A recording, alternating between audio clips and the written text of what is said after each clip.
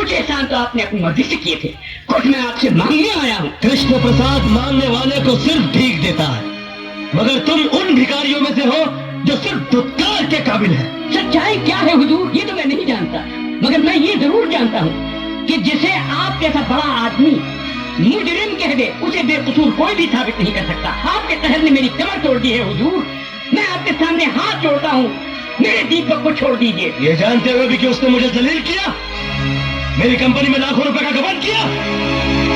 कृष्ण प्रसाद इज्जत और दौलत दोनों को एक साथ गवाकर खुश रहने वालों में से नहीं है, समझा?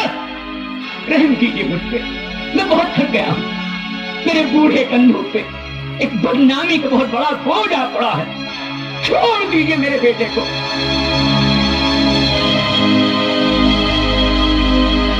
ठीक है, मैं तुम्हारे बेटे को छोड़ देता हूँ, तुम अपनी बहू को मेरे पास भेज दो। कृष्ण प्रसाद,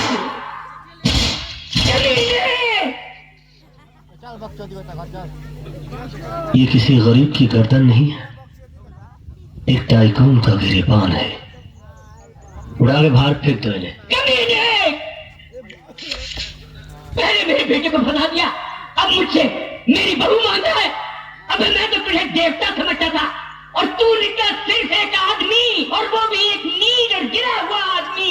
मिट जाएगा तू, बर्बाद हो जाएगा तू, लोग थूकेंगे तेरे इतिहास पर और लानत भेजेंगे तेरी हस्ती पर। ये मेरी बद्दुआ है तेरे लिए, समझे? ये मेरा श्राप है तुझे, कृष्ण प्रसाद।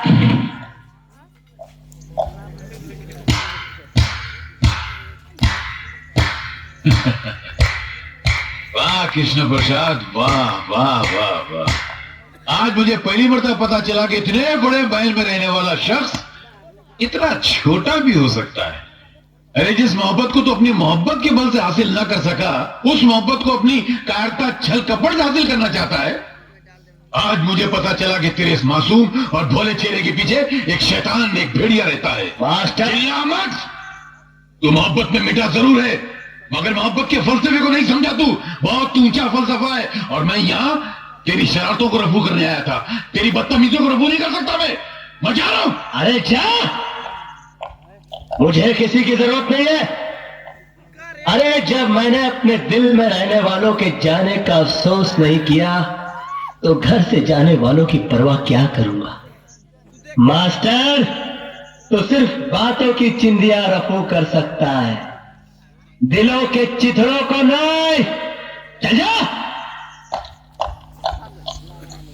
कोई जरूरत नहीं है मुझे किसी की।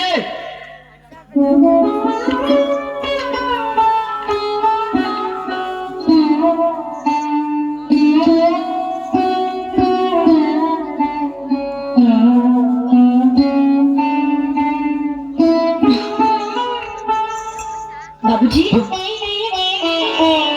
क्या कहा कृष्ण प्रसाद ने?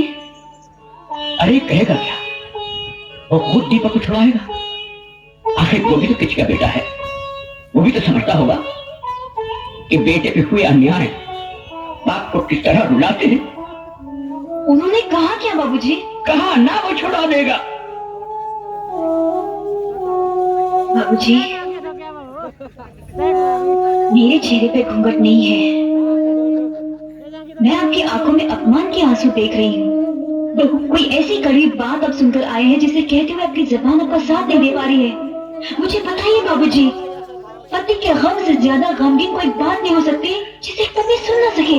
मेरी बात तो सुनो बहू। मैं आपकी बात समझ रही हूँ बाबूजी, मगर ये नहीं समझ पाई कि कृष्ण प्रसाद मेरे पति को छोड़ना नहीं चाहते, आप उसे छुड़ाना नहीं चाहते। हाँ, मैं छुड़ाना नहीं चाहता। कोई बाप अपनी बेटी की ऐसी रिहाई नहीं चाहेगा जिसके लिए उसे अपनी बहू के सम्मान को बेचना पड़े। बस बाबूजी, मुझे कृष्ण प्रसाद का संदेशा मिल गया। कृष्ण प्रसाद ने आपके बेटे की रिहाई के लिए बहू की जमानत मांगी है ना? नहीं बहू, तुम चौखट के बाहर कदम नहीं रखोगी। मेरा पति जेल में है बाबूजी, मैं मर्यादा के दायरे में खड़ी होकर अपने पति पर अत्याचार होकर देख नहीं सकती, नहीं देख सकती, मैं नहीं देख सकती। बहू, बहू,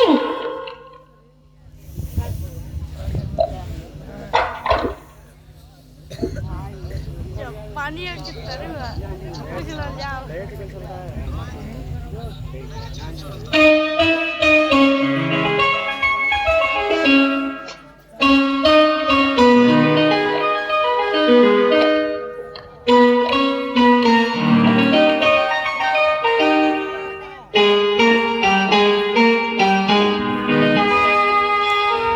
आ गई हूँ केपी साहब, मगर ये मत सोचना कि मैं तुम्हारी मर्जी से आई हूँ। मुझे यहाँ मेरी मजबूरी लाई है। पति पत्नी के लिए भगवान होता है और मैं अपने पति के लिए कोई भी कुर्बानी देने के लिए तैयार हूँ। बोलो, उन्हें छोड़ने का क्या लोगे? बोलो, जवाब दो। तुम्हारा ईमान धर्म तो बिजनेस है ना? बोलो, क्या उतारो? कंगन, ये मंगलसूत्र, या फिर ये?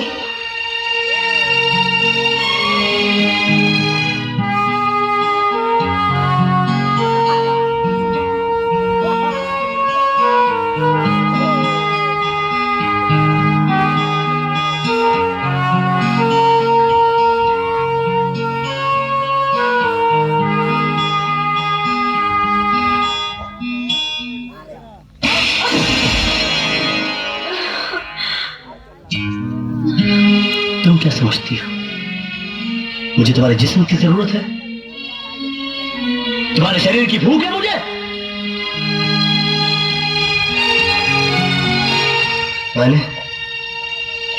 मैंने कभी तुम्हारे जिस्म से नहीं, तुम्हारी आत्मा से प्यार किया। लेकिन तुमने मेरी कद्र नहीं की, मेरा इंतजार नहीं किया। मुझे किसी गुजरे हुए वक्त की तरह भुलाकर किसी और का हाथ थाम लिया।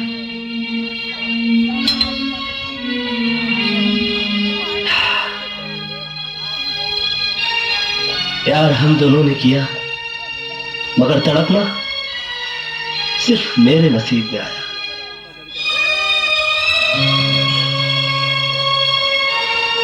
मेरा तुम्हारा नाता तो उसी दिन टूट गया जिस दिन तुम्हारी शादी हुई। मैं उस दिन तुम्हारे घर अपनी मोहब्बत का इजहार करने नहीं गया था, अपने दर्द, अपनी तड़प का हिसाब मांगने के लिए नहीं गया था, बल्कि उस रात पार्टी में हुई इस गलती की माफी मांगने के लिए गया था जो तुम्हारे जुदाई, तुम्हारे शोक में चोट खाए मेरे दिल के हाथों हो गई।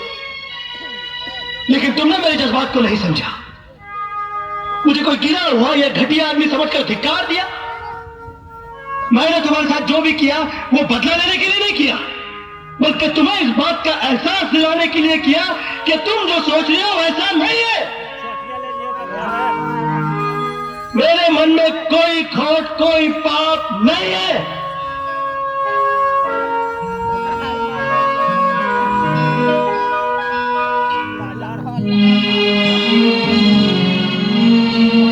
मोहब्बत का दर्द बड़ा जानलेवा होता है पूजा जी।